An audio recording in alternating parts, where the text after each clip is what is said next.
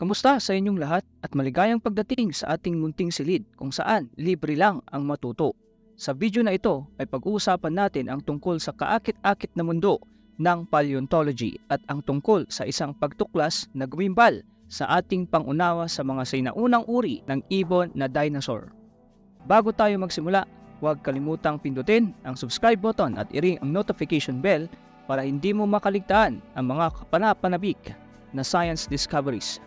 So classmates, tara, pag-usapan natin. Ang mga sinaunang parang ibon na dinosaur ay palaging nauugnay sa isang buhay na mataas sa mga puno. Tama ba? Well, isipin mong muli. Ang isang bagong natuklasang nilalang na kilala bilang Fujian Venator prodigiosus ay nagbigay ng nakakagulat na kaalaman. Ang leggy bird-like dino na ito na nabuhay mga 150 milyong taon na ang nakakalipas noong Jurassic period ay hinamon ang ating mga paniniwala tungkol sa kanilang pamumuhay. Iniulat ng mga mananaliksik ang kapanapanabik na paghahanap na ito noong Setyembre 6, 2023 sa prestihiyosong journal, ang Nature. Ang partikular na nakakaintriga sa Fujian Venator ay ang pagkakahawig nito sa Archaeopteryx.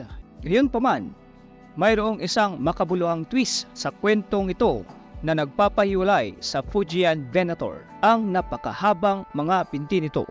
Nagkaroon ng pagkakataon ang isang manunulat na makausap ang isang paleontologist na si Min Wang ng Chinese Academy of Science sa Beijing na nagsabing mukhang katulad ito ng Archaeopteryx.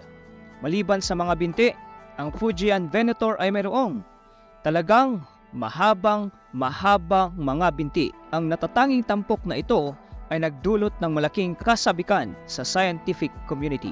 Ngunit ano ang ibig sabihin ng pagtuklas na ito para sa ating pag-unawa sa mga unang avialan? Ang grupo na kalaunan ay nagbigay ng mga modernong ibon. Ang mga unang avialan ay mahalagang karakter sa kwento ng pinagmulan ng mga ibon. Ngunit nababalot sila ng misteryo dahil sa limitadong pagkakaiba-iba na mga fossil na natagpuan. Ang mga naunang avialan tulad ng Archaeopteryx ay karaniwang may maikli ang paa, inangkop para sa buhay ng mga puno.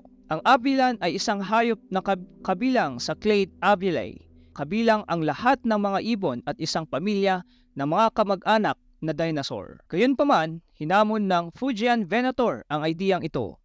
Ang mga buto sa ibabang binti nito ay 2 beses ang haba kaysa sa mga buto ng hita nito. Isang katayang hindi makikita sa iba pang kilalang tulad ibon na mga dinosaur. Ito ay nagpapahiwatig ng ibang pamumuhay. Saan kaya nakatira ang Fujian Venator at paano nito ginamit ang mahahabang binti?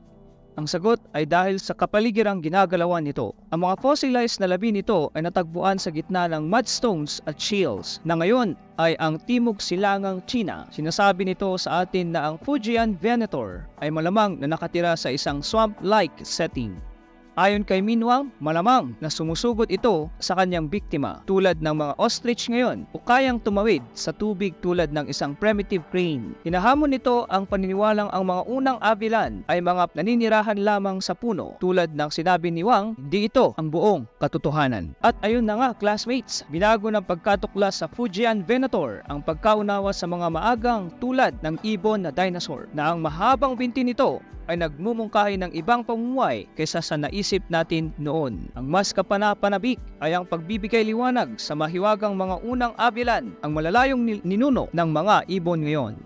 Ito ay isang testamento sa patuloy na umuunlad na kalikasan ng agham at ang mga sorpresang naghihintay sa atin sa mundo ng paleontology. Kung nagustuhan mo ang video na ito at gusto mong manatiling updated sa lahat ng bagay sa agham, siguraduhin i-like, ibahagi at mag-subscribe sa ating munting silid.